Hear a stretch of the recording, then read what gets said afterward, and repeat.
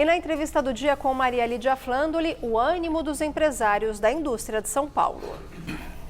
E o Jornal da Gazeta recebe o empresário Paulo Scaff, presidente da Fiesp, a Federação das Indústrias do Estado de São Paulo. Eu agradeço muito, Scaff, em reservar um espaço na sua agenda para vir conversar conosco, considerando a importância daquilo que você representa, que é a Fiesp, que é o que existe de mais importante no Brasil inteiro, na representação do pensamento do empresariado brasileiro. Então, eu quero começar com essa notícia, esse aumento de 10 centavos no preço do diesel, depois de toda aquela celeuma do presidente ter interferido no reajuste que havia sido concedido, e foi uma correria, e Paulo Guedes teve que apagar o incêndio, essa coisa toda. Como que você avalia essa decisão? É uma decisão meio termo, amansa caminhoneiro, satisfaz Petrobras, ou é o que tem que ser? Bom, primeiro, obrigado, Maria Lídia, pelo convite. Um prazer estar aqui na Gazeta mais uma vez. Em relação a esse aumento de 10 centavos por litro do diesel, nós temos que, nos últimos dias, teve uma polêmica dessa questão do mercado, da Petrobras, mercado. Quando se fala em Petrobras, não é bem mercado, viu? Porque Petrobras é um monopólio. Mercado é quando você tem competição, quando você tem concorrência. Não é o caso da Petrobras. O que nós precisamos, na verdade, é privatizar rapidamente as refinarias, aumentar a concorrência e aí sim nós temos um comportamento de mercado. O que a gente observou só esse ano foram mais do que uma dezena de aumentos, que levou inclusive o presidente Bolsonaro, aí, quando soube daquele aumento, pediu uma reunião para entender melhor e tal. A reunião teve ontem e hoje teve essa decisão de mais um aumento. Mas Bolsonaro fica desautorado?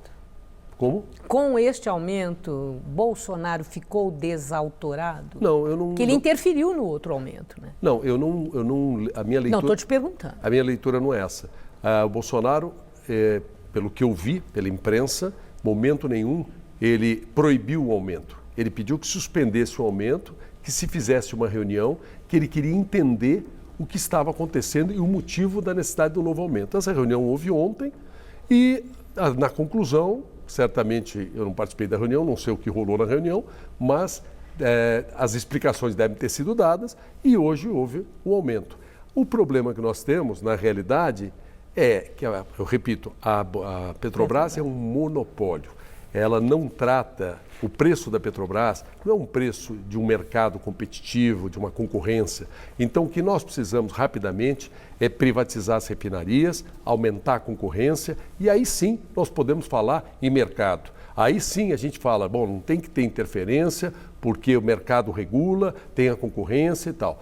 Na verdade, o que a gente assiste hoje é um monopólio que tem essa liberdade de aumento de preços e que pesa nas costas de todos os brasileiros cada vez que aumenta. Então, o que nós precisamos rapidamente é mudar esse cenário do papel ou da figura da Petrobras monopolista e rapidamente privatizar as refinarias, que é inclusive a intenção da própria Petrobras. Todo mundo quer isso, então que se faça logo rapidamente. Sim. A sociedade quer, o governo quer, o setor produtivo quer e a própria Petrobras quer, então que se privatize, aumente a concorrência e acabe com essa questão de mercado com empresa monopolista, se confunde um pouco, né? Bom, muito clara a sua posição. Outra posição que eu preciso saber, porque é um assunto também do momento, que foi aquela decisão do ministro Alexandre de Moraes, que decidiu que fosse retirada do ar aquela revista Cruzoé e o Antagonista por uma matéria publicada, uma referência feita em função de uma delação de Marcelo Odebrecht, em que se referia ao presidente do Supremo Tribunal Federal como o amigo do pai, né? Do meu pai. Quer dizer, pai dele, para ficar bem claro. Bom, agora, e houve muita repercussão, está havendo ainda. Eu quero a sua avaliação sobre a decisão do Supremo neste caso. Se o Supremo feriu o princípio da liberdade de imprensa, se foi censura, no seu entender? Bom, primeiro não pode se falar em censura, porque a censura é antecipada. Quando você fala em censura, é quando há uma censura antes do fato ocorrer. Quando é posterior ao fato ocorrido, já não se trata de censura. Em relação à liberdade de imprensa, eu defendo a liberdade de imprensa, mas também defendo a responsabilidade da imprensa. Deve ser usada com responsabilidade esta liberdade. E quanto à questão específica desta decisão do Supremo, fica muito difícil opinar, porque foi uma decisão do ministro da Suprema Corte Brasileira, que tem conhecimento e provas e dados na mão para tomar a sua decisão, e conhecimento esse que eu não tenho. Então, costuma-se dizer que a decisão da Justiça é para ser cumprida. Então, eu não tenho conhecimento suficiente para dizer a decisão foi correta, não foi. Eu tenho muito respeito. Essa é a posição sua pessoal ou da Fiesp? Não, a Fiesp ou a minha pessoal, elas coincidem no sentido do respeito ao Poder Judiciário brasileiro. O Poder Judiciário brasileiro é aquele que garante os direitos do cidadão. Quando você vai fazer um investimento em algum país ou algum estrangeiro vem pensar em fazer um investimento no Brasil, uma das primeiras perguntas é como é a segurança jurídica nesse país. Ou seja, você tem que ter um poder judiciário independente, forte e que garante o direito. Quando uma família, uma pessoa, uma senhora, uma empresa é prejudicada, é o poder judiciário que você deve recorrer para gozar dos seus direitos, para cumprimento da lei. Então tem que haver respeito ao Poder Judiciário. A Suprema Corte Brasileira é o STF, então respeito às instituições, respeito ao Poder Judiciário, respeito ao Supremo Tribunal Federal e aos seus ministros, nós temos sim, como instituição, como brasileiro. Quanto a essa questão pontual, como ele disse, sim, fica difícil eu dar uma opinião, até porque eu não tenho conhecimento dos fatos. Sim. Certamente o ministro Alexandre de Moraes, quando tomou essa decisão, ele deve ter tido um embasamento legal para tomar essa decisão. Bom, agora uma outra questão, partindo do que você acabou de dizer sobre o respeito, né, às instituições, entre as instituições. Por ocasião daquele entrevero do presidente Bolsonaro com o presidente da Câmara, Rodrigo Maia, eu revi hoje, quando preparava a nossa entrevista, uma declaração sua, assim, muito confiante de que Bolsonaro iria encontrar o caminho para o estabelecimento do diálogo, do bom diálogo, da boa inter-relação do Executivo com o Legislativo. Bom, passados alguns dias, eu quero saber se, no seu entender, Paulo Scaff, há indicadores que a paz tenha sido de fato selada e que esse caminho para o diálogo já tenha sido encontrado.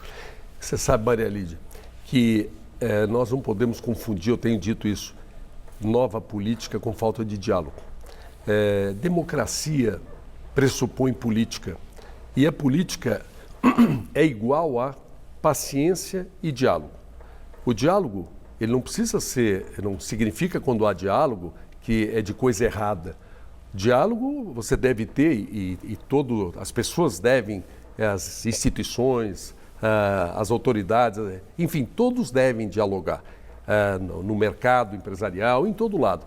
Um bom diálogo. Então, muitas vezes há uma certa confusão que dialogar pode ser, vamos dizer, contra a nova política. Não, nova política significa o bom diálogo, o diálogo saudável, sadio para o país. E a política é dialogar e ter paciência. E esse bom diálogo já está acontecendo ou ainda está meio turbulento? Eu quero lembrar o seguinte, nós tivemos a eleição de um novo governo, esse novo governo começou faz 3 meses, um novo governo com uma nova visão, com, vamos dizer, com novos objetivos, com outro jeito de fazer as coisas, um presidente da República com suas características pessoais, que é a mesma pessoa que foi candidato, que o povo brasileiro o elegeu presidente da República. Ele não mudou, ele está do mesmo jeito que ele era. Pois bem, e tem 3 meses. Foi eleito um novo Congresso, com 50% da renovação, e tomou posse faz 2 meses. Não, não. Tomou posse em janeiro. O Congresso. O Congresso, então, desculpa. O governo 3 meses, o Congresso 2 meses, certo, com 50% de renovação. Nós temos que dar um tempo para haver, vamos dizer, uma acomodação, porque é um novo Congresso, com nova visão, com 50% de renovação, com muita gente com visões distintas. E que nunca participou de política, né? Muita gente nova na política. Muitos nunca participaram. Então, a gente tem que acreditar no Brasil e acreditar que estas situações vão se acomodar. São coisas menores, quando fulano falou isso, o presidente fez uma afirmação assim, ou assada, houve uma desavença, um falou uma coisa, outro falou outra.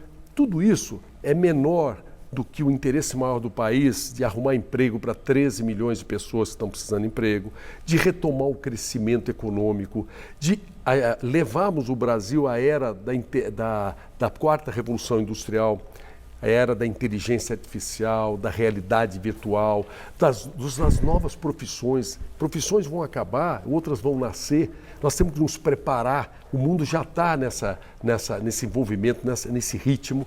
Então, nós temos muitas grandes missões para que o caminho fique aberto para esse futuro. Nós temos que acabar com pautas velhas, pautas antigas. Quais são as pautas antigas? A reforma da Previdência é uma pauta antiga. A reforma tributária... Mas não feita, né? Quer dizer, é algo que fica aí. É uma pauta antiga a reforma tributária. Então é hora de nós encararmos que a reforma da Previdência do Brasil não há opção, não se trata de vontade política, não se trata de questão partidária ou ideológica, é matemática. Hoje, 52% do orçamento do governo vai para a Previdência. Se nada for feito, em 15 anos, vai 100% do orçamento do governo federal para a Previdência. Se for 100%, não sobra dinheiro para educação, para saúde, para segurança, para nada. Ou os aposentados não vão receber. Então é necessário que se faça a reforma da Previdência. A reforma tributária... Não está fácil, né? Nem vamos falar da tributária. Posso te pedir isso? Porque o nosso tempo não vai dar. Então, na da Previdência, nós estamos vendo que a coisa lá está um pouco tumultuada. Mesmo hoje, a Comissão de Constituição e Justiça, a coisa ainda prorrogou mais uma para a semana vez que vem. Prorrogada. Havia uma expectativa que nessa semana o próprio Rodrigo Maia achava que a CCJ iria já definir, depois vai para a comissão especial, aí lá fica por mais de 50 dias na comissão especial, só depois, qual seja, nesse primeiro semestre não vai sair. Né? A perspectiva de sair no primeiro semestre, ela se reduz, né, a cada vez que a coisa não anda lá na própria Câmara Federal. A pergunta é, se é tão importante assim, tão condicionante assim, dos resultados positivos da política econômica do Paulo Guedes, que seja aprovada a reforma da Previdência, o Brasil vai ficar empacado? Não vai ficar. Ou continuar empacado? Não, eu acredito que nós vamos ter aprovação, sim, da reforma da Previdência na Câmara dos Deputados ainda nesse semestre. Veja a situação. Quando, no governo anterior, começou a se discutir a Previdência, tinham 50, 60 deputados que claramente, publicamente, manifestavam já o apoio à reforma. Hoje tem quase 200. A situação não é tão ruim para caminhar na Câmara. Está havendo muito ruído, é verdade. Mas a situação, assim, numa análise verdadeira, tudo indica que, com ruído ou sem ruído, a reforma da Previdência... Alguma reforma vai sair? Não, isso não serve. Com ruído ou sem ruído, precisa aprovar uma reforma que dê um impacto fiscal que o Brasil necessita. Existe esse número mágico aí que se coloca de R$1 trilhão. Mas esse acho que já... Em 10 anos, que seria 100 bilhões por ano. Está abandonado já. O déficit da Previdência anual é 280 bilhões. Se você tiver uma redução de 100, ainda fica um déficit que o tempo pode acertar. Então não adianta, se for feita uma reforma faz de conta, que dê um impacto fiscal de 200, 300, 500 bilhões, é muito pouco. Não vai resolver. Vai tapar um buraco por muito pouco tempo. Então o que nós precisamos é que seja votado. Se você perguntar, Paulo Scaff, na sua opinião, vai ser votado na Câmara dos Deputados nesse semestre a reforma da Previdência e uma reforma que sirva ao Brasil, os interesses da nação brasileira? Eu vou te responder, e eu tenho esperança que sim, eu acredito nisso e estou trabalhando para isso. Nós temos feito tudo o que é possível. Recebi o presidente do Senado na Fiesp há poucas semanas, recebi o presidente da Câmara, o Rodrigo, esta semana. Acho ótimo falar nas pessoas que recebeu para chegar no vice-presidente da República, que foi recebido na Fiesp, num evento de muita expressão, com cerca de 700 pessoas, empresários, presidentes de sindicatos, lideranças. Quer dizer, um evento de muita expressão com o vice-presidente da República, o general Hamilton Mourão. Agora, o que eu quero saber é se nesse encontro que vocês pretenderam, se tem uma relação com aquilo que pesquisa mostra sobre o ânimo dos empresários com relação ao governo Jair Bolsonaro, que caiu bastante esse ânimo em relação ao otimismo do primeiro dia, da tomada de posse. Ali estava um otimismo, uma perspectiva muito otimista. Mas as coisas mudaram de lá para cá. E também na população. Ele estava com 55% de aprovação e caiu para 32%. Então, parece que não é por questiúnculas. A expectativa podia ser muito alta e as coisas não estão acontecendo.